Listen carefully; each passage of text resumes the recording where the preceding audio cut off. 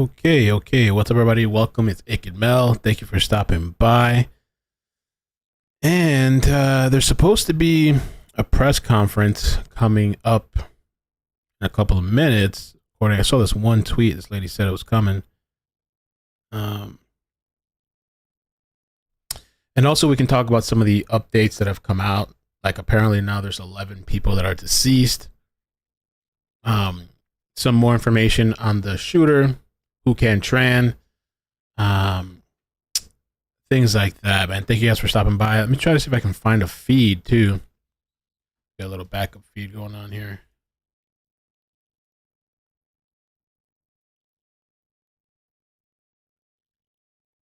Not sure where they're gonna stream it.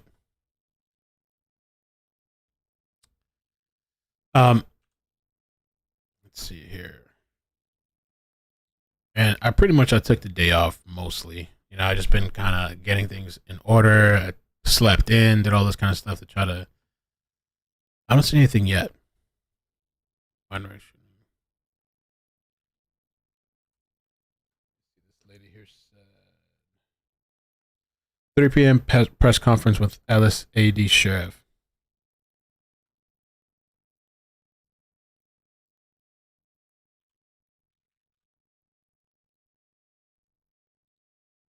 Oh, LASD. Let's see.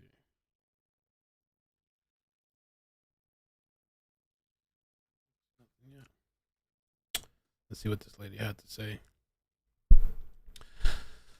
Thank you, man. What's up, guys? Hope you had a decent day. Let's see here what she said. Right. So just got to downtown. Hall of Justice is right in front of me.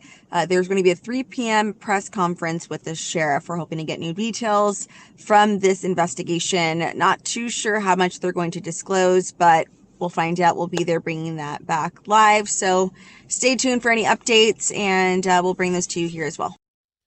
What I'll do too is I'll pull up some of the TV stations and see maybe they'll interrupt and play it.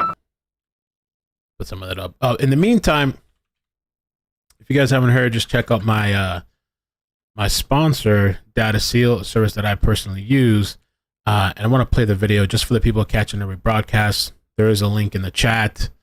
It wipes off your information from these data brokers that are selling, and people can sign up and pay whatever amount, and they can pull up your name, your family, your addresses, like all this stuff. And so it's a good service that I personally use. Put this right. Your information is being sold by data brokers all the time.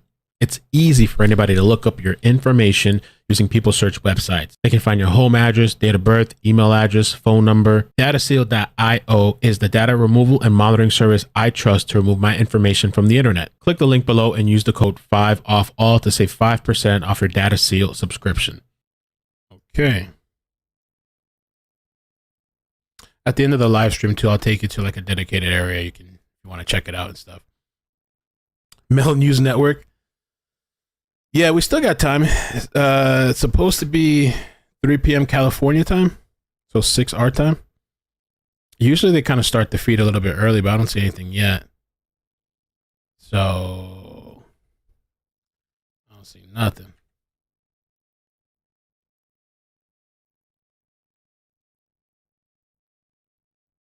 Maybe the news already moved on to something else.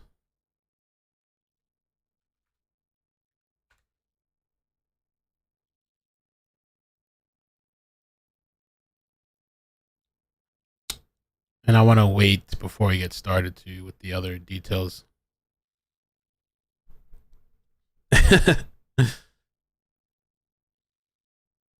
This guy, so apparently too, the who can Tran guy, apparently he lived like in some sort of retirement area. And so he wasn't married, but he had an ex-wife that he had issues with, allegedly.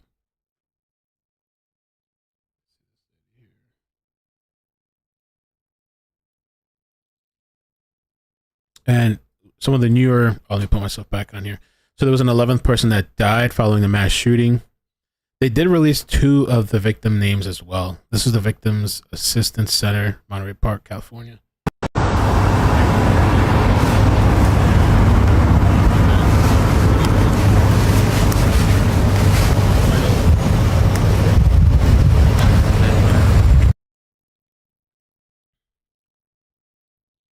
There was also, let's see, she had the names here. Yeah. Monterey Park mass shooting. 2 victims have been identified by the coroner. Mai Nan, female, date of birth 8/15/57, and Leland Lee, female, date of birth 11/23/59. 8 unidentified victims from the age ranges of 50 through 70. The man who disarmed the shooter is Brandon Tissay. We're going to watch that. Suspect's home, Hemet, California. Tran.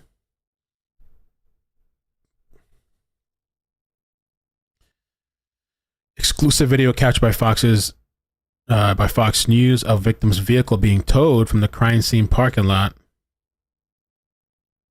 A body was removed from the driver's side earlier today. No way. Holy crap. All right, let me see if I can get a feed.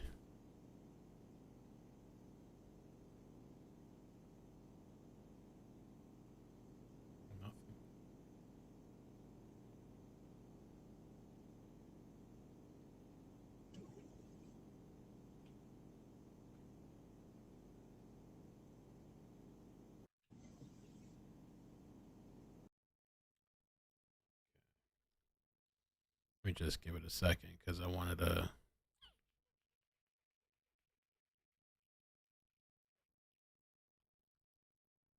Wanted to see what they're going to say in the presser before we start.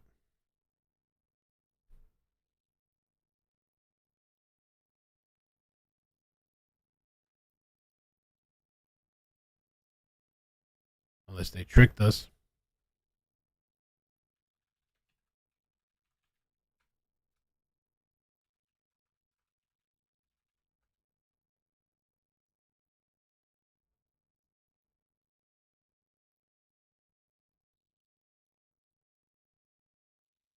Yeah, I don't see nothing.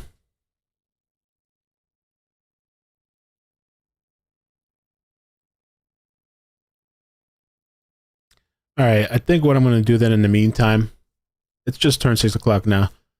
I might get started on the information with this guy, the suspect.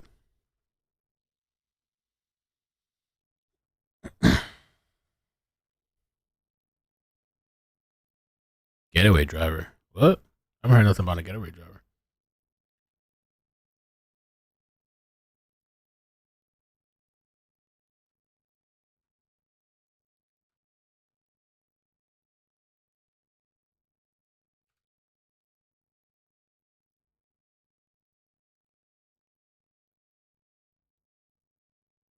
Nothing.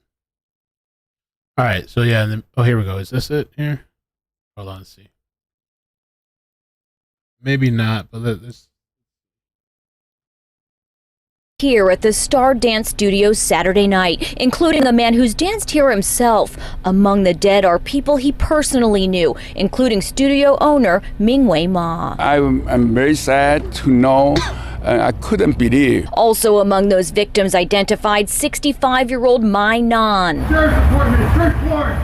Come out with your hands up! Meantime, a search for answers. Authorities serving a warrant at the Hemet home of the alleged gunman last night. The LA County Sheriff identifying him as 72-year-old Tran, saying he was discovered in this white van in Torrance yesterday, shooting himself before officers moved in, finding him dead. We still are not clear on the motive. The investigation continues. He's accused of opening fire in this dance studio at 10:22 Saturday night, unleashing the carnage that killed 11 and injured 9, all at a Chinese New Year countdown party. Around 20 minutes later and 2.5 miles down the street, authorities say he showed up at the Lai Lai dance studio in Alhambra, armed and possibly ready to attack, when Good Samaritans wrestled the gun away and he fled. In spite of someone's senseless motivations to try to kill people or shoot people, this individual did what many would probably never be able to do or imagine. But he saved so many more lives. And in Monterey Park, people shedding tears over those who couldn't be saved. Such a horrific incident, and especially for it to happen on the first day of the new year, shut when down. you're supposed to spend time with your family and your friends and not try to plan a funeral or mourn for your loved ones. So it's very devastating. It's like an ad on A this lot thing. of emotion here. Now, authorities said they also recovered from the gunman play that. a handgun and a semi-automatic pistol with an extended capacity magazine that is illegal in California, the sheriff said. So a lot of questions, including obtaining that weapon. Meantime, we have a lot more about the suspect and the victims that we're learning. We'll have more on that coming up. For now, that's latest live in Monterey Park. I'll send it back to you. Let me just see this link. I have to use the other browser. Let's see. That's not going to work. So this, take this over here.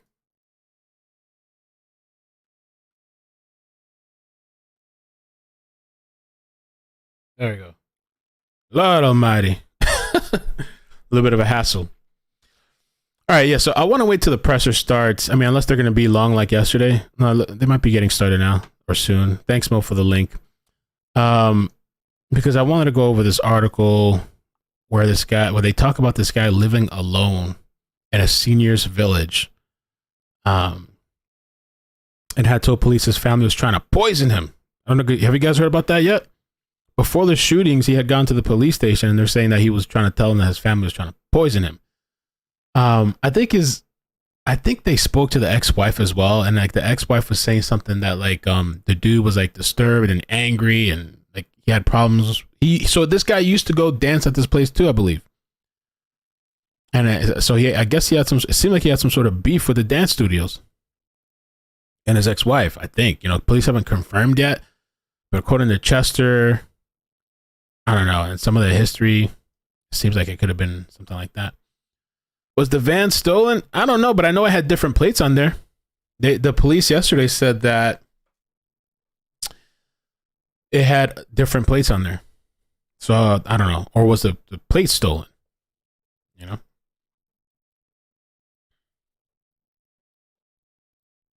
Yeah. Mike M says, I heard he was a dance instructor there. I'll give this a couple minutes. If they're going to take a long time like yesterday, what I'll do is I'll just move it to the side and I'll start reading the article. This sign language person is pretty good. He's killing it. So many people are surprised about that. Everybody's good on sound? Do one last one? I don't know. I'm just checking. Anybody need sound?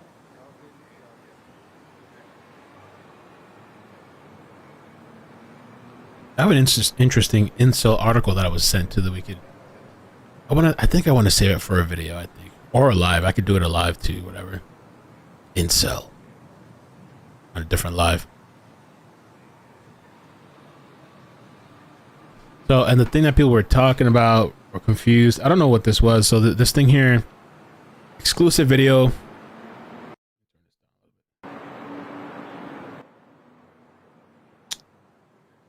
Exclusive video by Fox of victim's vehicle being towed from the crime scene. Okay, a body was moved from the driver's side earlier today.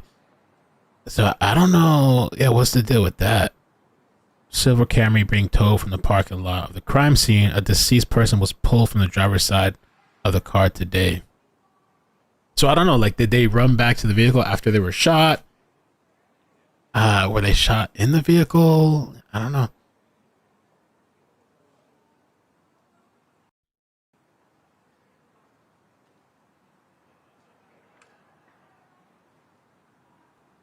Oh, well, we did talk about that yesterday, too. You know, it was interesting. We talked about the whole married incel thing. There was a couple ladies in the chat that said that, or at least two or something, that said they married to an incel. The incel thing kind of fascinates me. It's a little interesting, but, I mean, they're not all, I forgot which thing we watched, like documentary. They're not all crazy and violent. It's only a small section of them. I guess we're getting ready now.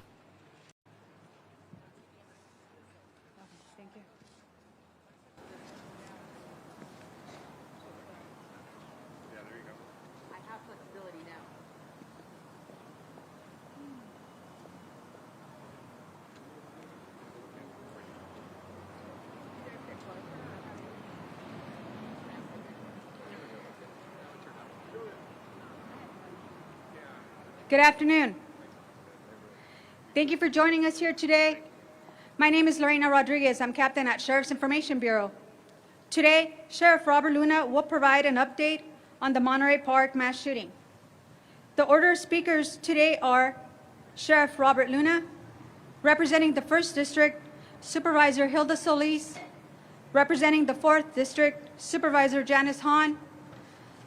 District Attorney George Gascon, and closing, Monterey Park Police Chief Scott Weiss.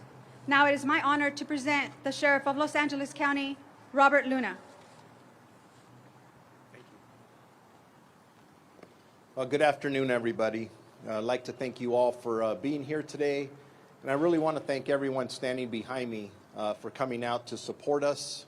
You'll hear from some of them, but many of those you won't hear from have really been doing a great job of either offering assistance, giving assistance, but we're here today with some successes, and I think a lot of that is because of the partnerships that we have with the people behind us. So just to start off, our homicide investigators are still working very hard, as they were yesterday, through the night, and today. This is a very complex investigation. There's so many other things we don't know. But as I told you yesterday, when we started, or when we get more information, we'll be happy to bring it forth as we get it. And it's not only the Sheriff's Department that's working on this. We're still working very hard with our partners from the FBI, the ATF, the District Attorney's Office. The list goes on and on. So anyways, we have additional information that we're going to be sharing with you today. I think some of this information may have gotten out the last several hours, but I do regret to inform everybody that we did unfortunately have an 11th victim that passed away. So now we have a total of 11 victims that unfortunately have died as a result of this tragic incident. I also want to share the names of 3 victims in which, and this is the key, I'm sharing these because the next of kin notifications have been completed. That's number 1, Mai Han, female, 65 years of age. Lillian Lee, female, 63 years of age. And Alvaro Valentino, a male, 68 years of age. I'm going to pause there for a second. It's not so much because the siren's going by, but when you think of it, these are 3 people who aren't with us anymore. 3 families who will never be the same. And we have to remember that as we're talking about these, at the end of the day, it truly should be about the victims and their families, and the support and love, our prayers, our thoughts should be with all of them as we move forward. So as most of you are aware, last night we served a search warrant at the suspect's residence in the city of Hemet. As a result of the search warrant service, investigators recovered a few items of interest. These are just, it's a summary, not everything we recovered. We recovered 1 .308 caliber rifle, numerous electronic devices such as cell phones, computers, etc. Items that lead us to believe the suspect was manufacturing homemade firearm suppressors. An unknown amount, I say unknown amount, and I'll explain that here, of .308 caliber and 9mm caliber ammunition. And the reason we say an unknown amount, they were in containers, and there are hundreds of rounds. We don't know exactly how many there were. A lot of loose ammunition, so eventually, you know, we'll get to exactly how many those were. From the Monterey Park scene, where the victims were assassinated, investigators recovered a total of 42 shell casings and a large capacity magazine. So 42 rounds were fired by the suspect at that location. Investigators also recovered a Norinco 7.62 by 25 handgun from inside the suspect's cargo van. That's the handgun that you saw being recovered from the van yesterday afternoon. That firearm was registered to the suspect. There was also clothing that the suspect wore during the commission of these crimes, and that was also recovered from the van. We have also learned that the firearm which was wrestled away from the suspect at the Alhambra scene was a 9mm caliber semi-automatic MAC-10 assault weapon. I want to emphasize that all the firearms recovered still require additional forensic ballistic examinations and comparisons that we're doing with our partners, as well as additional investigations into the origins of where the suspect got those weapons. A lot of work to be done there, but we don't want to leave any stone unturned. We are still not able to release additional information and photographs of the weapon, and that's one thing I was pushing our people to release the picture of the weapons that we recovered, but there's still witnesses that need to identify some of these things, and if we put them out there, it starts impacting the investigation. So that's why we're not releasing pictures yet. Regarding the suspect's background, he has a limited criminal history with an arrest in 1990 for an unlawful possession of a firearm. I'd like to take a second to also thank Mr. Brandon Stye for his heroic action, which saved countless lives. He's the hero that disarmed the suspect at the Alhambra location, and in my opinion, saved many of lives. Originally, we put out that there were 2 people. We find out ultimately, as we normally do as these things get investigated, there was only actually 1 person who disarmed them. But as you know, we're trying to put out information. It was preliminary, so there was 1, and that's his name. And what a brave man he is. The Langley Center continues to be open for victim resources and next of kin notifications, where we are being assisted by a lot of partners who have come forward, embracing all of the victims, different organizations, and I can't tell you how much I appreciate them. And they're going to be needed for weeks and months and who knows how long to come, so thank you very much for your efforts on that. And then I just want to remind everybody, and the other speakers will speak, I'll come back up here, I'll answer as many questions as I can, but just please remember that our investigators, along with our partners, continue to investigate all the details. There's a lot of stories coming forward. We're not ignoring any of them, but we've heard some things that just are second, third-hand information, and the investigators are siphoning through all that information to make sure that we determine the motive. We still don't have a motive, but we want to know the motive behind this tragic event. And the FBI continues to collaborate with us in that portion of the investigation. And then finally, before I turn the microphone over, I would like to thank Chief Weiss and the Monterey Park Police Department, the Federal Bureau of Investigation, the Bureau of Alcohol and Tobacco and Firearms, the District Attorney's Office, the California Governor's Office of Emergency Services, and the United States Department of Justice, the Los Angeles County Medical Examiner Coroner's Office, and all the various agencies that assisted us. And like I said yesterday, I'm getting calls all the way from our Attorney General. I spoke to our governor before coming down here, and he has been very kind in offering not only his condolences, but his support for anything that we may need. So with that, I will turn it over to Supervisor Hilda Solis. Thank you. Thank you, Sheriff Luna. I represent the 1st District. My name is Hilda Solis, and included in the district the communities of Monterey Park and the city of Alhambra. For the last 2 days, as you know, we have seen just a tragic mass shooting take place in the city, our very own city of Monterey Park. Trauma, deep loss for many families that are suffering. We are all grieving. All of us are grieving. And I continue to have the families of those who lost a loved one in my thoughts and in my prayers. The chief medical examiner was able to identify 2 of those victims. You heard some of that already from our sheriff. The 65-year-old Mai Nehan and 64-year-old Lillian Lee. All of the county is with those that have lost their lives. First, I'm grateful for the swift and united actions of our law enforcement partners, the Monterey Park Police Department, the Los Angeles County Sheriff's Department, the Torrance Police Department, the FBI, and other law enforcement agencies that assisted in keeping our public safe. Within a day, they were able to identify and secure the shooter quickly without causing more harm to our community. And I'm also grateful to the medical personnel at LAC-USC Medical Center and other nearby hospitals for continuing to treat those that were injured.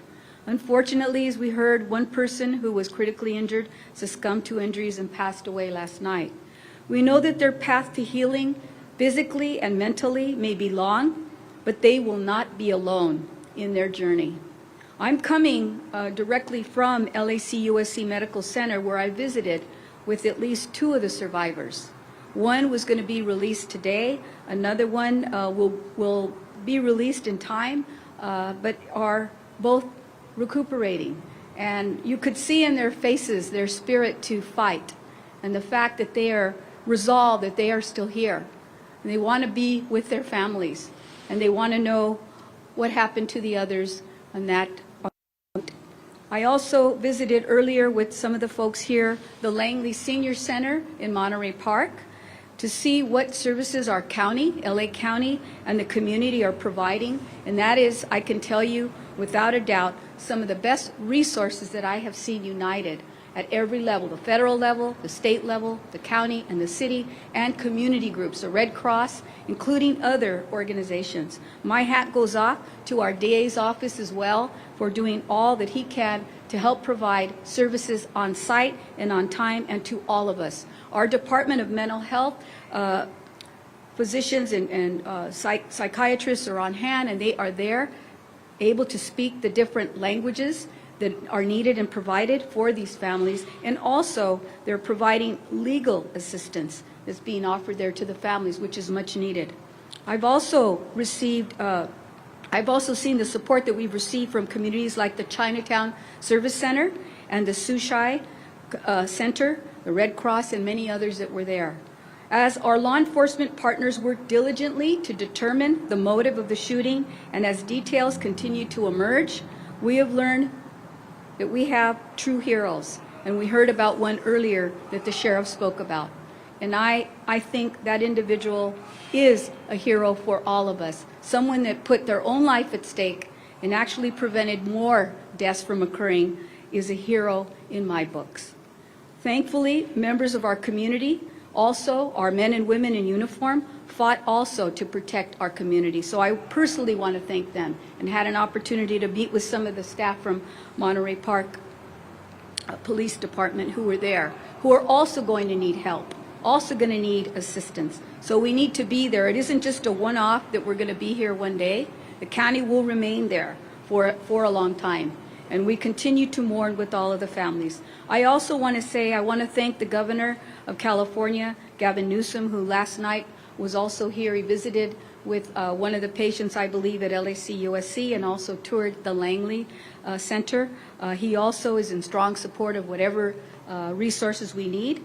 Last night, I also had the privilege to receive a call from our president, President Biden, who asked me what was needed here. And I told him, we just need more reinforcements. We need more help. We need to stop this type of violence in terms of guns, and also to provide more assistance by way of mental health services, not just for the community of Monterey Park, but for the entire AAPI community, and in particular, some of our senior centers that service that community. So again, I stand strong with you. LA County mourns with you, our community, but we are here to serve. Thank you very much.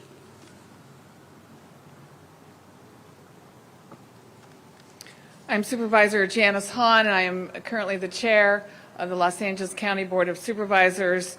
And I'm here today, of course, to provide support to my colleague, Supervisor Hilda Solis, who had this tragedy unfold in her district in Monterey Park. Sheriff Luna, you've been in this office for less than 2 months, and you already had to deal with the worst mass shooting in LA County's history.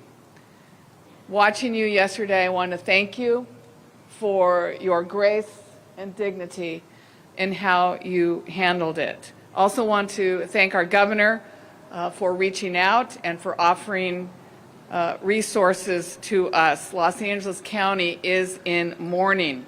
And as chair of the Board of Supervisors, I ordered our county flags to be lowered to have staff in honor of the victims of this tragedy.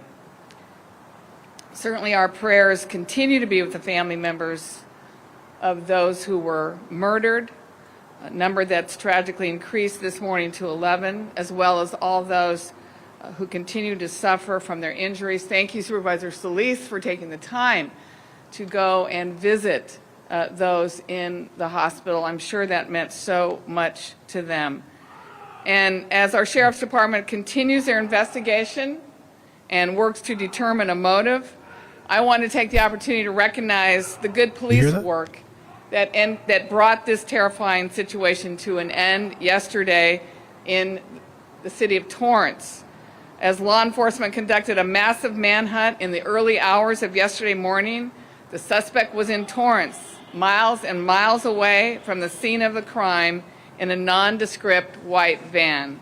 But because LA County Sheriff's Department made sure that they got the information out to all law enforcement agencies in the county of Los Angeles, Torrance patrol officers were able to spot this van and help bring this dangerous situation to an end. Thank you again for the idea of cooperation, for the idea of sharing information among all agencies, working together, collaborating together.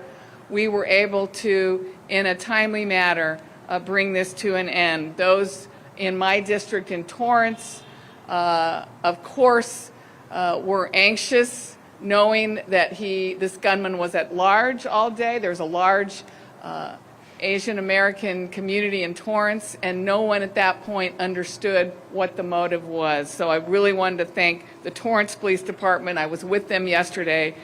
They did good police work. So thank you again to everyone who brought this situation to an end.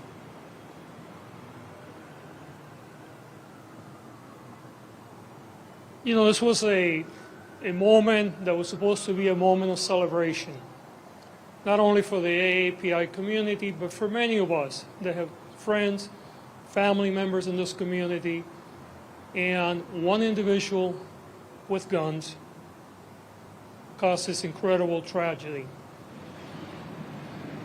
And I think it's important that we reflect on what has occurred. I want to thank, first of all, the family of the Monterey Park community, the police department, mayor, city organizations and others that were not only there immediately before many of us were able to get there, but they have continued to bear the brunt of the work. I think it's really a testament to the leadership in Monterey Park. I also want to thank our sheriff and the sheriff department and all the other both local and state and federal agencies that have worked together in order to make sure that we brought accountability to this case and that we stopped a potential threat to our community so quickly, and our supervisor, Solis, who has been there with us from the very beginning. You know, the role of my office is a complex one in these cases. Obviously, had there been an arrest, we would have been engaging in the issue of, you know, looking for a prosecution, but that not being the case here, we play other roles, and we were there from very early on, providing investigative support in order to make sure that if there were going to be a prosecution, that we would have the right information. We also provided legal assistance in order to make sure that search warrants were conducted appropriately. But more importantly, our role now is one of dealing with a recovery. And our victim services, our mass casualty impact team has been at Langley and in the Monterey Park area since yesterday. We have worked already with families trying to get them into services, and we will continue to do so for the weeks to come, and we'll continue to work with communities in order to deal with the grieving and ensuring that all the resources that are available in our community and even outside the community will come to bear. This will be a long haul for the victims' families, and the communities, and I want to make sure that we continue not only today, but for the weeks and months to come. We know that trauma, we know that the impact of trauma sometimes plays differently for each of us. Some of us have immediately the symptoms and deal with them, others in maybe weeks or months. And it's important that we recognize that as a community, we'll continue to be there with you.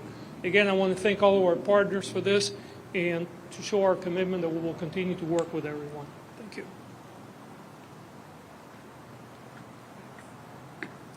Hello, everybody. I'm Scott Weiss, the Chief of Police, Monterey Park PD. I want to start off by talking about the partnership. You've heard a lot of agencies listed today. There's no way that my police department could have worked through this without the help of everybody you see behind me. Not just the partnerships locally and county-wide and federal, but the partnerships amongst all of the law enforcement agencies in Los Angeles County. I'm a relatively new chief. I've been in an acting role for a few months, but I was sworn in Thursday night, 2 days before this event. So it's a little bit of trial by fire for me, but I had a lot of chiefs help out when I needed that assistance. My focus now, as it has been from the beginning, is the safety of our community in Monterey Park. We have a lot of events that are going to come up in the next few weeks, one tonight. My officers are dedicated to make sure that everybody that comes to our city, all of the residents that want to come out and grieve, are safe. We will be there, we will always be there, and our diligence and our commitment to the community will never stop. I also want to talk a little bit about the wellness of my officers. I had one of the youngest shifts that I have on the job there that night. My 3 young female police officers who had only been on the job less than a year, they made entry into that building knowing what they were going to run into without any hesitation. From the moment the call came out to the moment they went through that door, we're talking about minutes. They didn't think about what they were going to encounter. All they thought about was getting in there and helping the people that needed help and stopping that gunman. They're feeling it today. I've sat down with each one of them, and I guess kind of like that father figure that the chief becomes, kind of wrap my arms around them. My whole department has collapsed onto them to make sure that they're safe, and they understand how proud of them I am and how proud the department is of them. They want to stand that line. They're back on duty, or they will be soon, but I need to make sure that my officers are safe, and officer wellness is a huge part of being a police officer in today's age. Officers get a bad rap, and I can tell you, I have 77 of the greatest human beings on the planet that work for me. They dedicate their lives to the city of Monterey Park, and they will go into whatever danger they see in front of them to make sure our community is safe. We will continue to do that, and I love each one of them. At this point, I'm going to open it up to questions.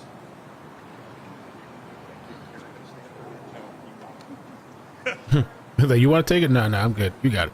No. The question is, do we have a motive yet? And we do not have a motive yet. We want to know as much as all of you. And we're working very hard to attain that. Yes, ma'am.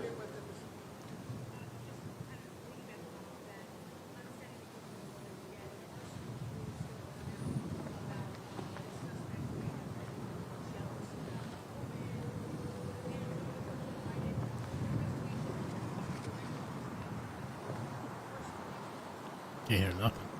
The question is, there's information out there that the suspect may have committed these crimes, and I'm paraphrasing, due to jealousy or some relationship issues. We're hearing those things too, but have not confirmed any of that information. It's part of what our investigators are diligently looking into. Question about the timeline. Did the shooting start in the parking lot? And also, what time did the Monterey Park alert you that there was a shooting? And also, why did it take 5 hours to alert the public that there was a shooter on the I'm going to let the Monterey Park Police Chief answer the first part of the question, and I'll come back and answer the second. So our 911 dispatch received 911 calls about a shooting in progress at 10:22 to 10:23. Within the 30 seconds, we received numerous calls. My officers were on scene within 3 to 4 minutes. Once we stabilized the situation, which means my officers dealt with all of the people fleeing the business, both the ones that were shot, the ones that weren't shot, the whole thing. They then suited up and went inside. So imagine a crew, people coming out and my officers swimming upstream to get inside to stop the problem. Once we stabilized the scene, did our search, made sure there was no hiding suspects, and set up our perimeter, we do an assessment. It was very clear at that point that we needed the Sheriff's Department's help, and when I got there in about 20 minutes. I don't live that far away. I walked the scene, and it was very clear to me that I couldn't handle this on my own with the people I have. It was going to be too much of a burden. The partnership that we have with the Sheriff's Department in Los Angeles County is very, very close. The first call went to Sheriff's Homicide, and that began the process. My next call, quite honestly, was to Sheriff Luna in the middle of the night. I think I woke him up about 11:30 maybe. I'd have to look at my phone, don't quote me on the time, but I texted him, he called me back, we talked about what was going to be needed, but his people were already rolling at that point. So within a few minutes of us assessing what it was, that's when the call went out for help. Did the shooting start in the parking lot? I'll leave that up to the sheriff, but we had one of the victims in the parking lot outside. I don't know if that victim was shot prior to him going in or as he came out. I don't know. So to answer that last question about the shooting outside versus inside, we did have one victim who was shot outside of the dance hall in a vehicle. And we believe, and again, I'd like to tell you this is exactly what happened, but we're still putting it all together. We believe that that victim was probably shot before he started his rampage going inside.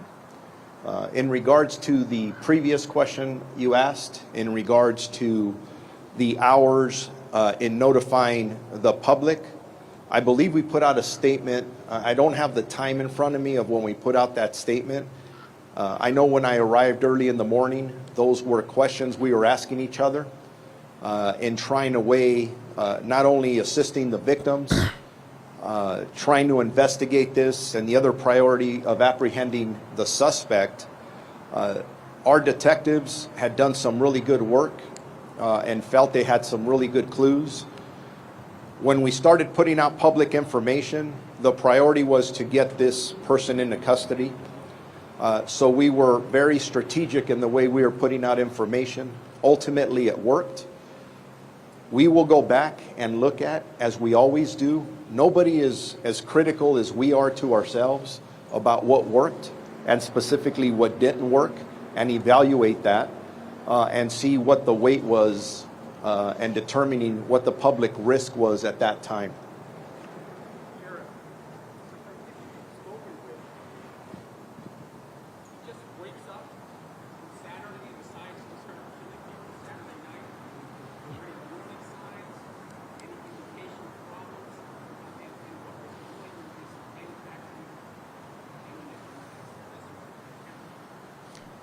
All excellent questions that we are going to be looking for answers on. What did he plan this? Was it the day of? Was it a week before? What drove a madman to do this? We don't know, but we intend to find out. And we're as curious as you are, because this is disturbing. I don't. How can you even come to reason that somebody would even think about doing something like this? It's horrendous.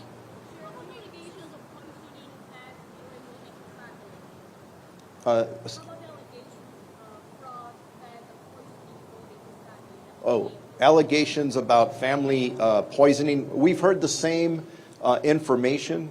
I believe the information we have is that the Hemet Police Department put that out. I would recommend you call them. We don't have specific information, although the investigators our investigators will be looking at all those factors to see if it contributed to the madness that occurred that day.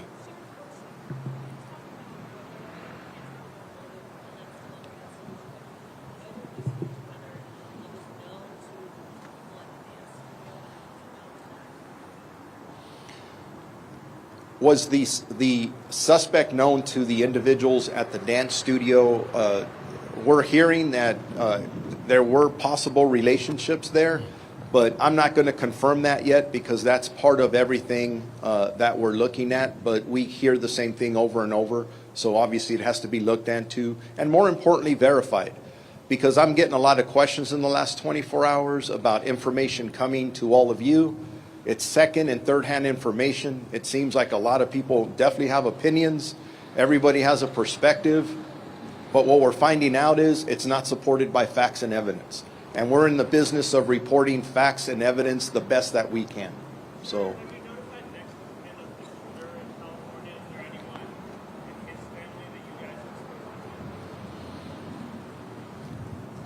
We're in the process of looking at all that. I'm trying to, the question is, have we talked to any next of kin for the suspect?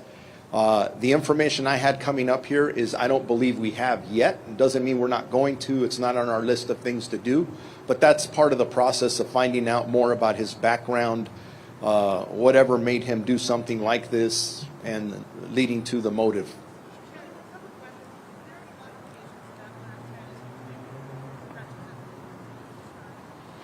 He was making, were there any modifications to the weapon that was found? You were talking about the weapon that was recovered, where?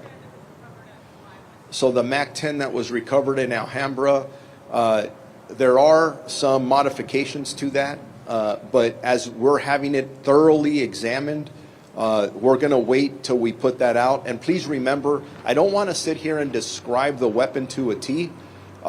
We have witnesses that still need to be interviewed. Part of the questions all of you are asking.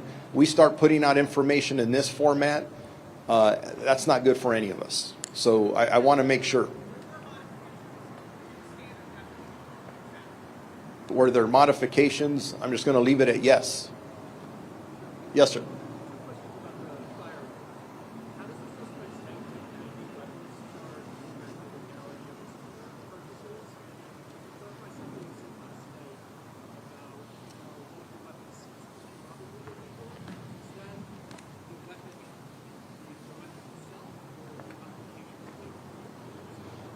So the question is, if I understand it correctly, the modifications, again, to the weapon and the arrest when he was arrested in 1990. So that's exactly what we're analyzing with our partners at the ATF. Nobody does fire examinations like they do. So we'll look at that. And what gets confusing, and I will not try to explain, is remember that California has some of the most strictest gun laws in the country. But then you look back historically over the last 10 and 15 years, there's been modifications. So if you look at somebody who may have been arrested back in 1990, maybe then it was or was not illegal, and what it is today, maybe not only a firearm, but a potential modification, and even the magazines being used. So a little bit more complex. It's part of the puzzle that we're trying to put together, but very good questions. Yes, ma'am.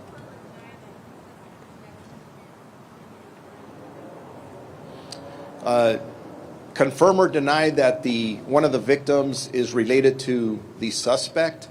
At this point, we don't have any evidence of that, but that could change. We don't know. And as we're getting information from the coroner's office, who is responsible for identifying and notifications to the next of kin, we'll continue to work with them. So thank you guys all very much for coming out. Appreciate you. Okay, so we're going to talk about Tran. and I saw Chemistry Queen asking about the spouse. So apparently, because originally I think it was Chester that was saying something about like his wife, but it's actually his ex-wife. And Daily Mail came out with this article that's pretty interesting. The whole Mac 11 thing too is interesting too, right? I guess that's. Oh, and we gotta. So before we even get into the article, we gotta get into this first. This is the guy that disarmed him at the second location. And did I pull it up? They have image stills. He's on video fighting with Who Can Tran. Let's take a look at this Good Morning America thing first before we get to the article. And again, thank you guys for joining me tonight. Appreciate it. If you can hit the like button, it helps out with the algorithm. Helps spread out the video. Thank you for joining me tonight. I wasn't really going to come on, but I feel like I always say that. I wasn't going to come on, but here I am, you know? Well, we're joined exclusively now by Brandon Shea, who wrestled the gun away from the shooter at the second dance hall. You saw in Juju's piece the video, the surveillance video of him doing that. Brandon, first and foremost, how are you doing this morning? I'm doing well this morning. Thank you for asking. Well, I don't know. No one can imagine what it must have been like to confront the gunman as you did. Just can you, in your own words, just tell us what you did, how you did it, and just what was going through your mind as this was going on?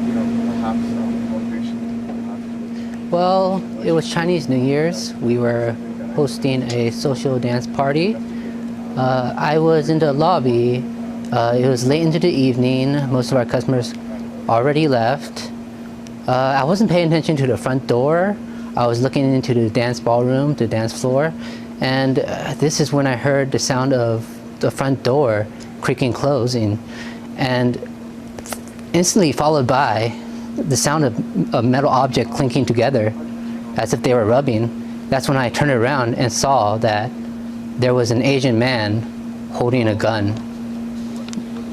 My first thoughts was, I was going to die here. This was it. Did you recognize him at all? No, I did not recognize him. This was somebody I have never seen before. He didn't seem like he was here for any money. He wasn't here to rob us. When he was looking around the room, it seemed like he was looking for targets, people to harm. And how did this is you when go he started about prepping his getting the weapon. gun, wrestling the gun away from him? This is when he started prepping the weapon, and something came over me. I realized I needed to get the weapon away from him. I needed to take this weapon, disarm him, or else everybody would have died. So when I got the courage, I lunged at him with both my hands, grabbed the weapon, and we had a struggle. Wow. We struggled into the lobby, trying to get this gun away from each other. He was hitting me across the face, bashing the back of my head. I was trying to use my elbows to separate the gun away from him, creating some distance. And this guy's 72, putting up a fight. The suspect, this guy, true hero, right? Imagine if he didn't stop this. He definitely, without a doubt, would have gone in there and shot who knows how many other people in there. Finally, at one point, I was able to pull the gun away from him, shove him aside, create some distance, point the gun at him, intimidate him, shot him and say, "Get the hell out of here. I'll shoot. Get away. Go." And at this point, I thought he would run away, but he was just standing there contemplating whether to fight or to run away. I really thought I would have to shoot him if he came at me. It popped his ass. This is when he turned around and walked out the door, jogged back to his van. Now it makes more sense how he got away. Like, I know they were saying he ran away, but this whole struggle one-on-one, because I thought it was like two people or something, but this one-on-one encounter and this struggle. And, this guy threatening him, "I'm going to shoot you." But it's wild that this guy even just stood there, too. The range still stood there, the suspect. And was, I don't know. I guess maybe he was going to charge him again. I immediately called police with the gun still in my hand. And how are you this morning? You said that you were hit, your injuries, I mean, emotionally and physically, as much emotionally as physically. How are you dealing with this, what you went through, Brandon? After the incident, I was shook. I was shaking all night. I couldn't believe what happened. After waking up, I noticed there was bruising all over my body. My face has a bruise across the nose, and the back of my head has some bruising. I can't believe that this could happen. You heard the sheriff and other law officials and everyday people calling you a hero. What does that mean when you hear that, Yes. Brandon? Well, a lot of people have been telling me how much courage I had to confront a situation like this. But you know what courage is? Courage is not the absence of fear, but rather the ability to have adversity to fear when fearful events happen, such as this. And in crises like this, the people need courage, especially the victims, their friends, their families. My heart goes out to everybody involved, especially the people in Stardance Studio and Monterey Park. I hope they could find the courage and the strength to persevere. That is so well said for you to feel that way, and I know it was very important for you to get that message out to those here in Monterey Park. Brandon, say thank you.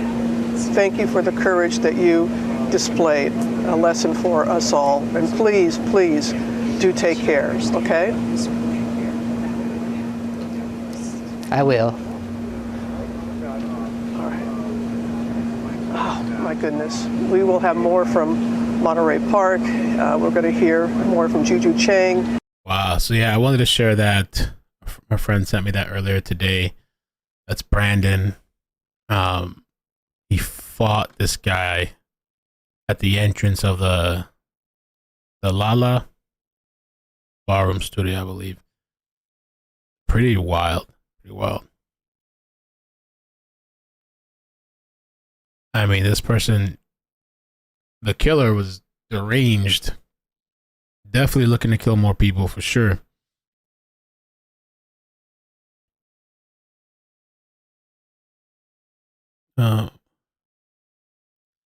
Okay, so let me get to this. Oh, here's actually, is this video? There's actual video over here.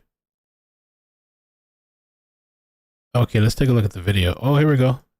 Okay. Oh.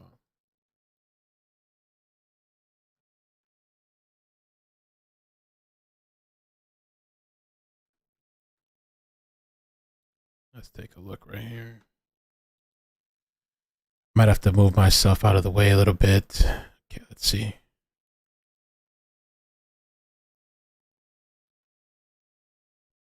That's the hat he was wearing.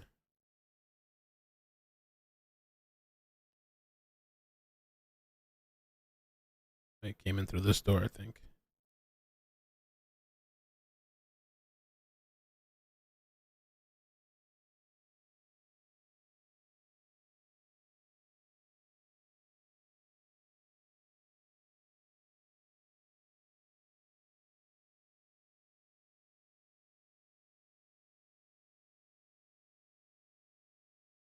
Oof.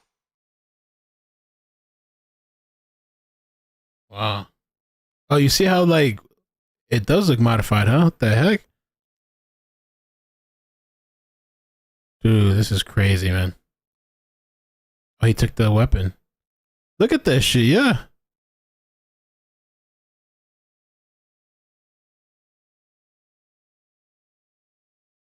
Wow. This is just crazy. Look at this crap.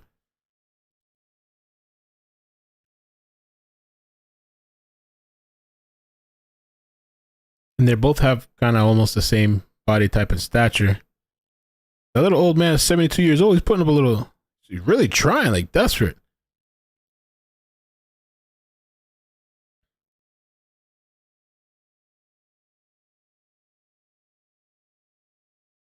Shit, that to me, he did a good job. So it's all you can't do 20. Like it's always easy to say what you would do. That little old man, take like a one hand, slide his ass across the room.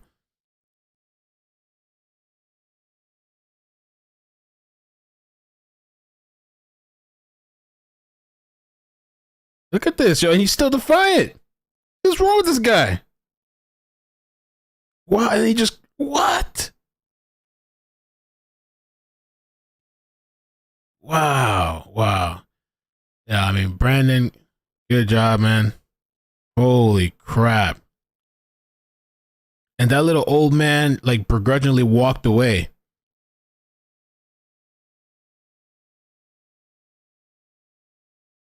That really was like a fight for his life, not just his life, but the other people. But like, if that guy would have taken that gun back, he would have shot him and killed him.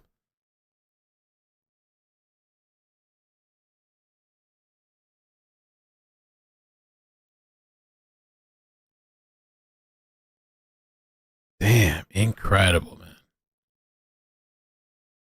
I mean, because right here, well, first of all, let me just see. Is that like a silencer or I don't know. What is that normal on the Mac 10? Like, what's at the end of this? Anybody in the chat know? And those Mac 10, that's what somebody said earlier, and this is what I heard. They're really inaccurate, right? They just like spray. Mac 10 or Mac 11? Was it a Mac 10 or 11? I don't know.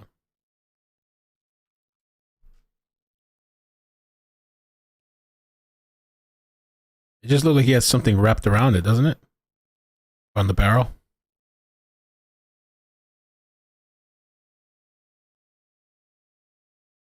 Yo, MH, you tripping. Looks like a Mac 11 homemade silencer. So I was like, yeah, it looked like a silencer or something attached to that. And I'm looking at pictures of the Mac 11 and the Mac 10. I know I got some gun people in the chat. You could probably tell me.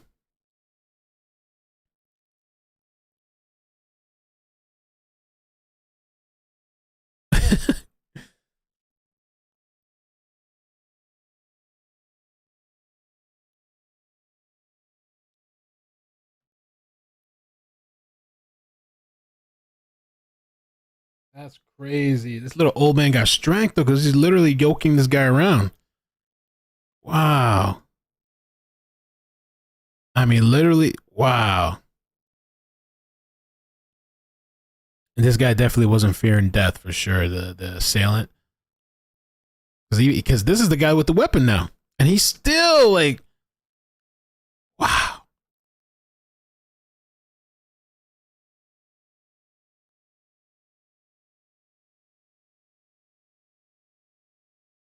Is he trying to? I wonder what he was doing when he was looking at it. Was he trying to pull a trigger? Was he trying to? Wonder like what was he trying to see if it was? Was he just looking?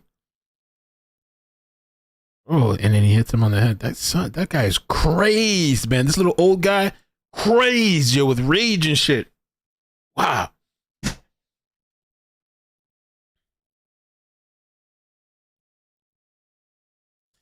Jimmy Crack Corn says it's a Mac 11 with a homemade suppressor. Damn. He's like, Tom, get out.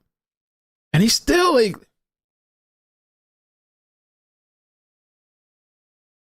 wow, dude.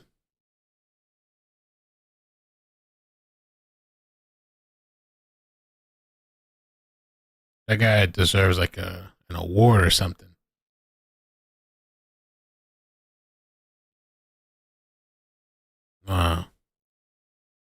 They should put a picture up. They should put a picture up in that studio of him right there. Brandon. Wow, man. That guy literally, who knows how many lives that guy saved. Wow.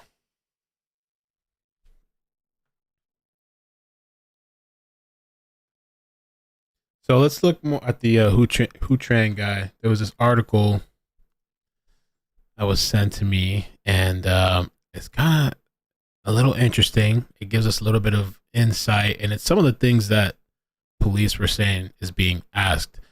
So Monterey Park shooter 72 lived quietly alone in Seniors Village and had told police his family was trying to poison him. Ex-wife was invited to Lunar New Year party at dance studio. He targeted, but he wasn't. So ex-wife was invited. He wasn't invited. We're going to talk too, because supposedly this guy was like an instructor there.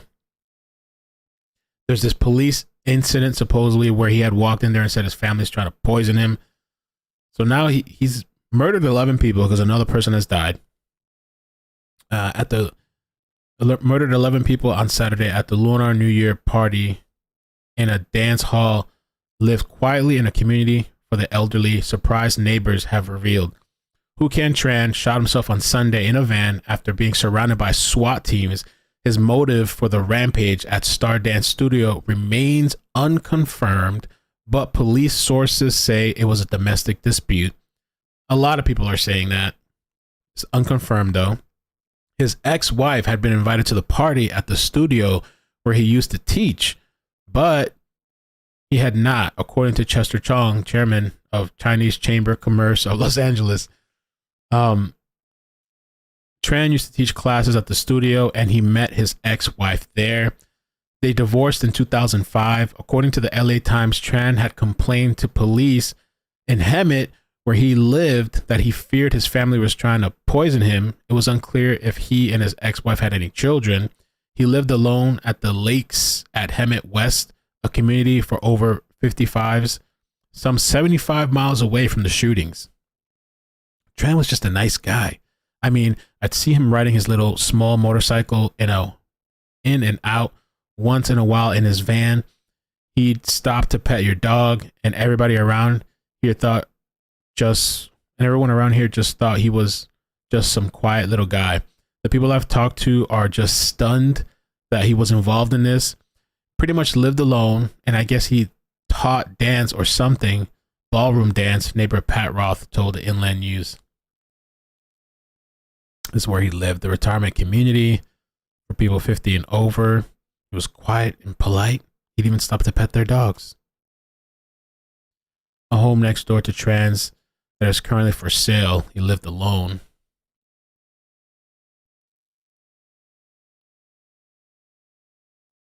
Let's see here. Torrance.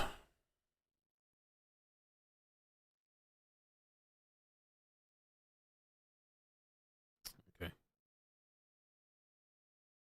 Let's see what else we got. The ex-wife has not been named publicly. She, however, told CNN that Tran was hot-tempered and cruel to her when they worked at the Star Dance.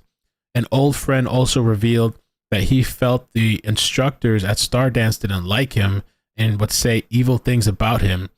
He was hostile to a lot of people there. The friend who also did not want to be named said he moved to the seniors community in 2013. Tran owns a trucking business called the Tran's Trucking, but the company does not seem to be operational. On Saturday, he opened fire at the Star Dance studio at 10:22 p.m., shooting at random people before fleeing in his van. He then went to the Lai Ballroom, where he was tackled by Brandon, the 26-year-old son of the ballroom's owner. Oh, who was there helping out. Okay.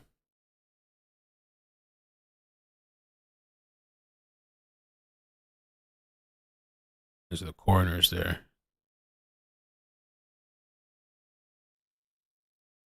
It was Chinese New Year's. We were hosting a social dance party. I was in the lobby and it was late into the evening. Most of our customers already left. I was looking into the dance ballroom. This is when I heard the sound of the front door creaking, instantly followed by the sound of metal objects rubbing together. So we heard all that. He said he instantly knew he was there to commit a mass shooting. I was scanning the room for targets. Wow. That's crazy.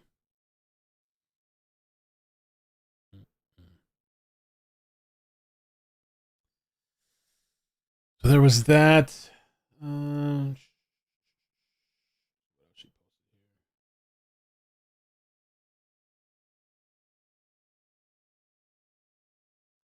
So, I mean, so far, again, it's not confirmed details, but it seems personal. You know, this guy had some sort of issues. His family, somewhere I saw this, that his family said he had mental health issues. But also, this just seems like really personal. This guy snapped. Was an instructor there. His ex-wife, maybe, I don't know, who knows what kind of issues he had with his ex-wife. And also that he's not being invited to these events. Because at the beginning, we were wondering, like, well, why go to another dance studio 10 minutes away? And also, they had this big lunar event. Why not just go to the event where there's more potential targets or victims? But he decided to not do the event thing and target these dance halls. You know?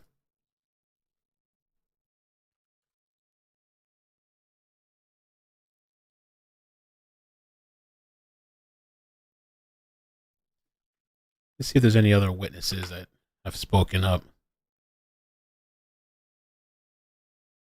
Witness. So 11 people dead. I forget how many people. How many people were? Was it 2 people identified? I think it was 2.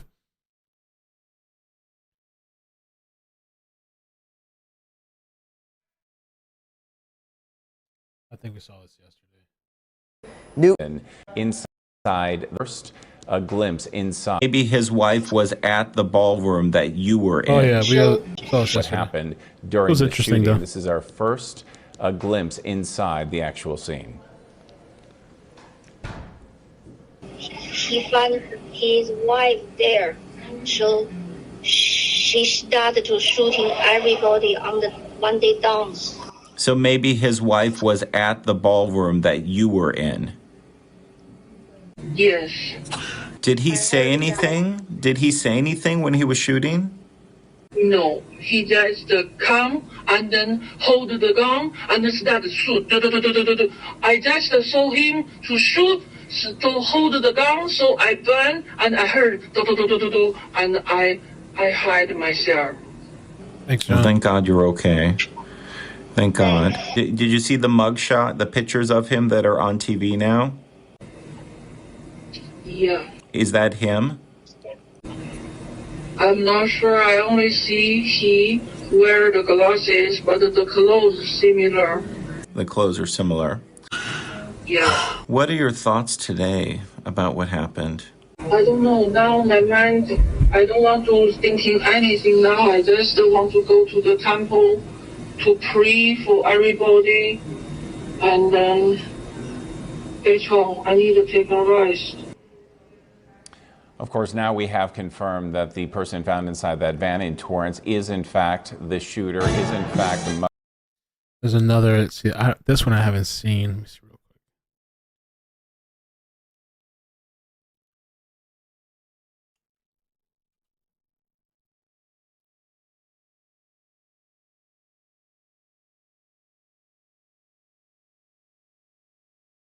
Where it's taking so long. Giving harrowing details about the moment the gunfire erupted inside the ballroom. Eyewitness News reporter Leanne Suter continues her live team coverage with their stories. Leanne?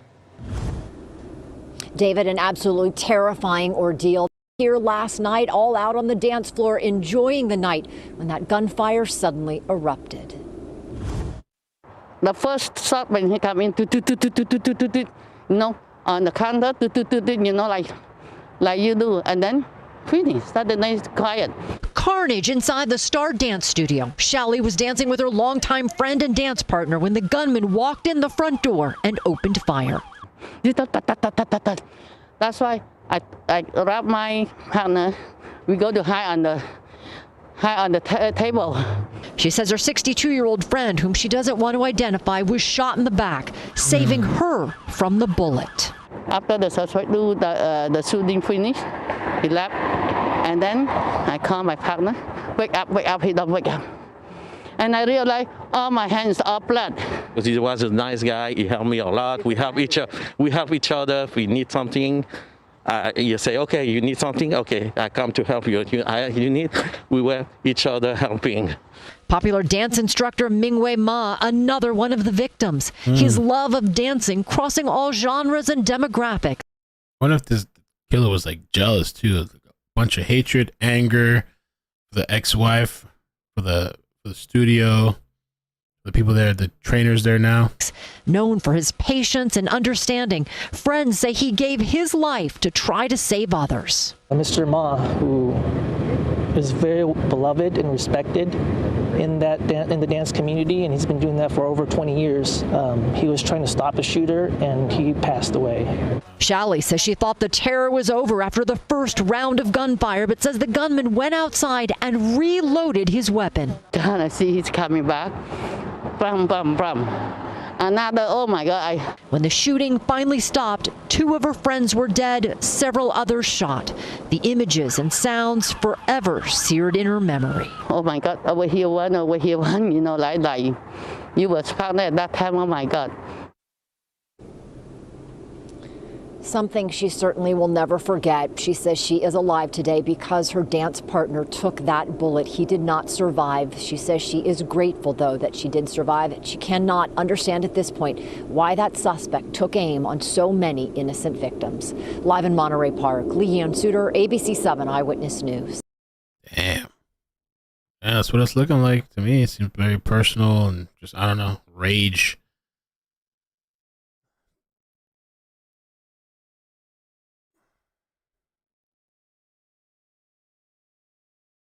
Anger. I don't know. Strange. I guess that's it for now with this. I mean, I don't know. I guess we'll follow to see what other updates come from this. They haven't released all the victims' names yet, but it's crazy. And how many people can be affected over some potentially personal stuff, you know? Crazy. Crazy, insane, and they got divorced quite a while ago. Let's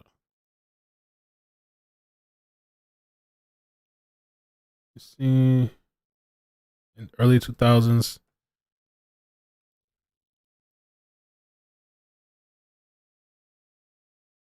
They got married in the early 2000s. He had been a regular at the popular community gathering place and would give informal dance lessons. She had met him 2 decades ago at the Star Ballroom Dance Studio where Saturday's massacre took place. Tran had seen her dance and introduced himself and offered to give her free lessons soon after the two were married. She told the network that he was never violent toward her, but could get angry quickly. For example, if she missed a dance step, he would get upset because he felt it made him look bad. Tran filed for divorce in 2005. Los Angeles court records show that a judge approved the divorce the following year. His former wife showed CNN their marriage certificate, which also states Tran was an immigrant from China. Since their divorce, it was unclear how often he would visit the dance studio, but a longtime acquaintance who also did not want to be named, said he recalled Tran driving the 5 minutes from his home in San Gabriel to the Star Ballroom almost every night in the late 2000s and early 2010s. Damn, every night going over there back in the day. The acquaintance said in those days, Tran would complain that the dance instructors at the studio didn't like him and said evil things about him. He recalled Tran being hostile to a lot of people there. Saying he hadn't seen Tran in several years, the acquaintance was totally shocked when he heard about the shooting. I know lots of people, and if they go to the Star Studio, they frequent there. He said, adding things, he was worried maybe I know some of the victims. So this guy's been harboring this stuff for like years. Oh.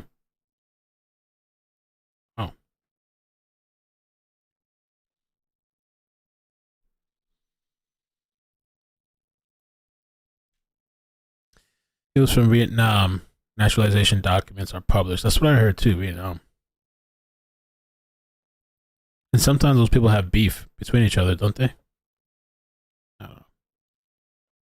Anyway, man, thank you guys so much for watching. I don't know what's in store. If something happens like a chase or something, which I don't have much hope in chases anymore, I don't know what's going on with those chases. They're not happening.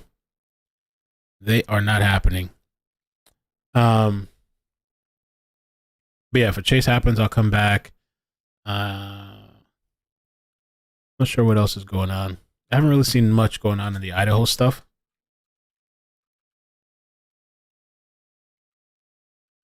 I really haven't seen too much going on over there. If I do, I'll make a little short video.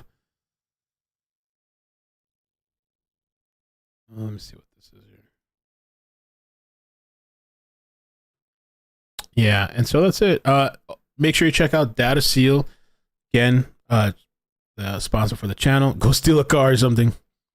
Data Seal is a service that I use to protect myself, remove my information from the internet just for protection.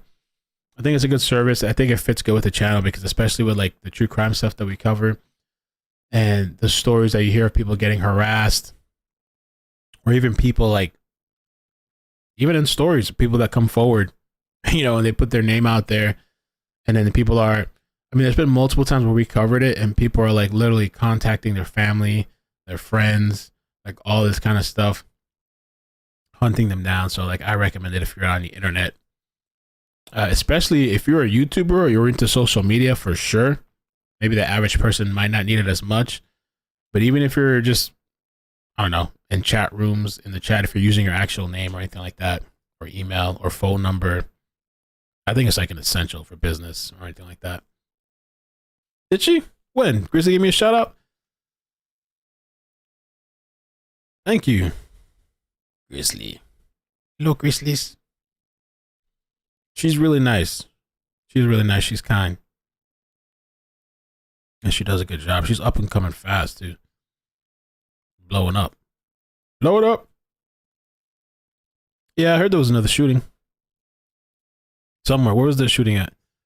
There was another mass shooting. Oh, that one we talked about yesterday, Club Dior. And there was a school shooting or something today, no? School shooting in Des Moines. Two students dead, teacher hurt. Police got 3 suspects. Ooh.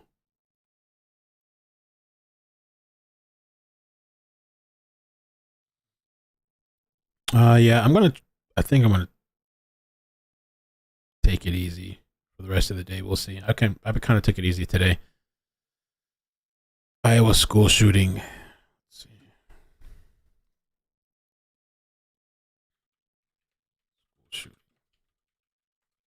There is an incel video that I want to do too.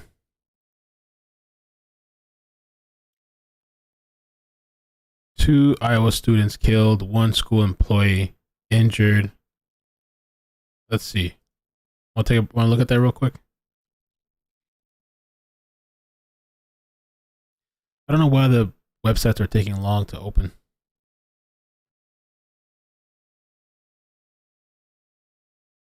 Leanne, thank you. Hello.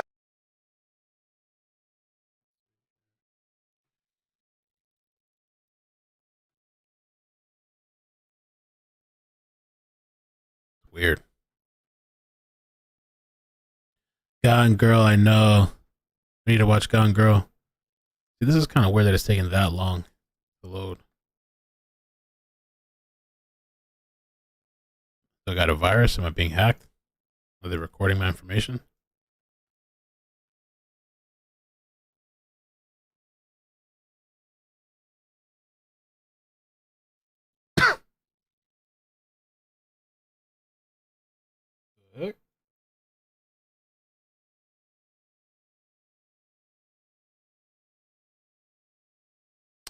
Maybe they don't like the... Okay, let's do this one.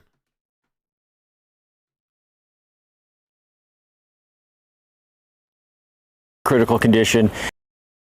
12:53, the initial call said that there were multiple people shot and injured. First officers here did find 3 people with gunshot injury. 2 of them were in very critical condition.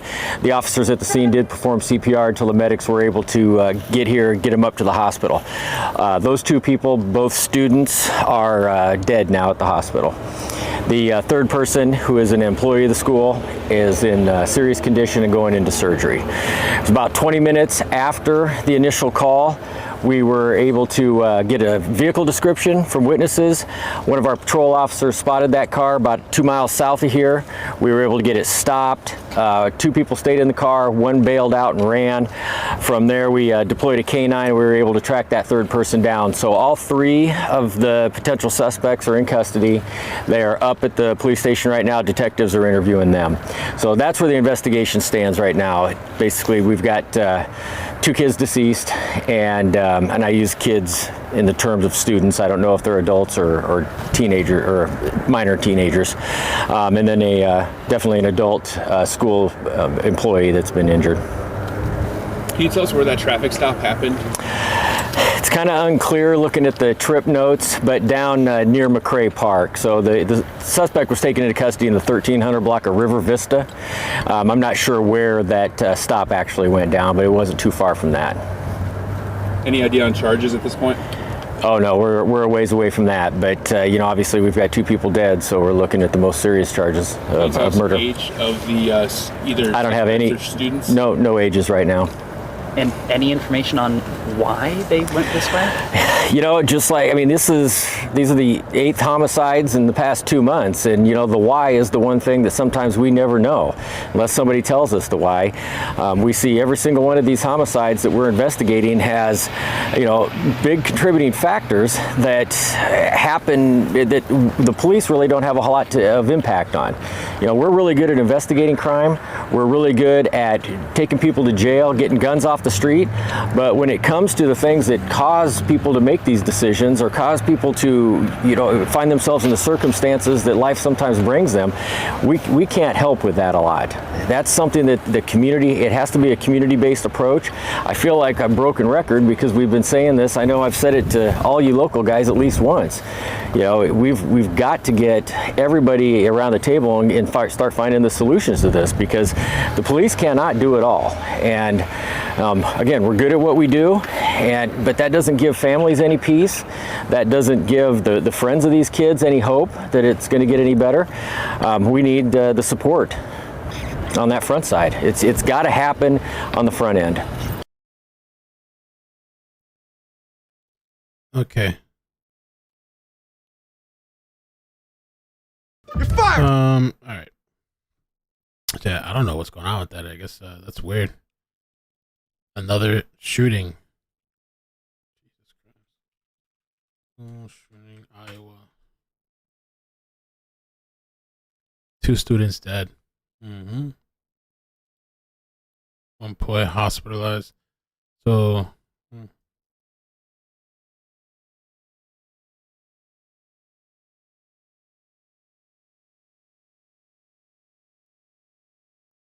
the incident was definitely targeted. It was not random. Guys, you've got to stop using soaps that smell like detergent. They're full of harsh chemicals that can dry out your skin and make the man parts stink. Dr. Squatch soap is cold processed. No, stop it. Check this out. Kids came here and shot up some other kids. Be done about it. I don't know exactly what happened. I just know some kids came here and shot up some other kids and the Will Keeps. You came here to get your kid? Yeah. How are you feeling right now after Man, seeing all sad. of this? This shit's sad. Be done about it. I don't know exactly what happened. I just know some kids came here and shot up some other kids and the Will Keeps. You came here to get your kid? Yeah. How are you feeling right now after Man, seeing all sad. of this? This shit's Yeah, we did the Louisiana thing yesterday too. Oh man, it's just too much violence, death every day. Every day. iCkEdMeL, you have packaging waiting for your PO box. I got something. I got a notification today. I gotta go check it out. I got something else too. Another package. I gotta open some candles somebody sent me. I gotta check it out.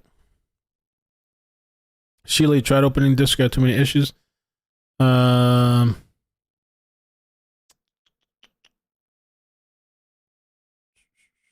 Just to verify.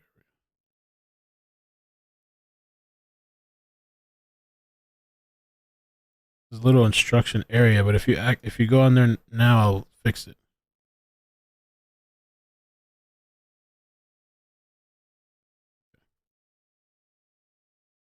All right. Anyway, for now, I'm going to get off. Thank you guys so much for stopping by. We'll see what happens later. I don't know. No, you didn't. Mama Stormy, no, you didn't. That would be dope. What if you laced it, though? I don't know. I don't know if you if you really did that, maybe I have to. We'll have to do that on video. I have to tote up on video. No, you didn't. Should I go pick that thing up right now if that's what you said? Did you really send that? What time is it?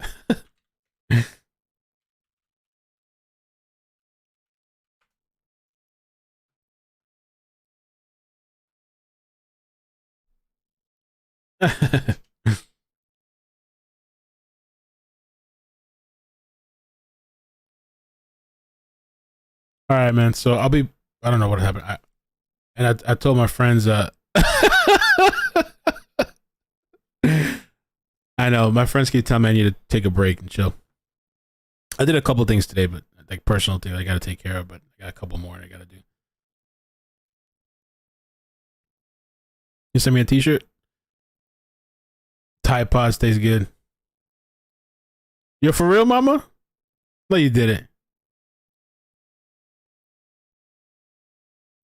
Yeah.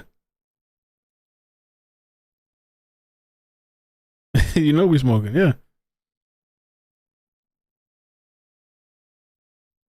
All right, man. Good night, guys. Make sure you follow me on Twitch too, because I'm gonna start trying to like pop on randomly on Twitch just to hang out and watch some videos. If you guys, especially because there's limited notifications here, so follow me on Twitch as well. All right. Take care. Peace. Bye. Bloop, bloop, bloop, bloop, bloop. Yeah, Shell says I should do an unboxing video. I did one last time, like randomly, while I was live, and it was really nice. The cookies. But I think I have a couple of things I gotta open, and somebody sent me a wine bottle. I think I have a wine bottle on the way. So, all right. Nah, I would never smoke on live. I can't live stream and do that. I like it to go to bed, but I'm not gonna be like streaming high or anything like that. No. All right. Peace. Love you guys. Bye.